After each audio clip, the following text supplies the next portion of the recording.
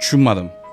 Portugaliya, Kolumbiya, O'zbekiston key guruhiga o'tib ketdik do'stlar.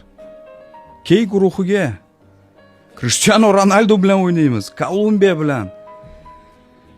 Aynan mana shunday debyut mundialni menimcha hamma orzu qilgan bo'lsa kerak. Katta nomlar, katta terma jamoalar.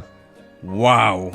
Bo'ldi do'stlar. Demak bizga Kongo, Jamayka yoki Yangi Kaledoniya tushishi mumkin ekan, ya'ni play-offda g'alaba qozonadigan jamoalar. Shunchaki ajoyib do'stlar. To'g'risi, mana hozir oxirgi guruhdagi barcha guruhlarni ham bilib bo'ldik. Xullas do'stlar, biz key guruhdan joy oldik. Endi guruhdan chiqa olamizmi degan savol ko'tarilishi tabiiy. Faqatgina jang qilib mana shu gigant katta jamoalar bilan Portugaliya, Kolumbiya va play-offda bizga to'g'ri keladigan, ular ham har bir jang qiladi albatta va terma jamoamiz katta ehtimol bilan Meksikada o'z guruhidagi o'yinlarni o'tkazadi. Bilib oldik tarixiy mana shu qur'ani do'stlar, kimlar bizga raqib bo'lishi hozircha menimcha tushunib yetmadiku, ozgina vaqt kerak, chunki bunday experience bizda bo'lmagan va do'stlar shu ajoyib.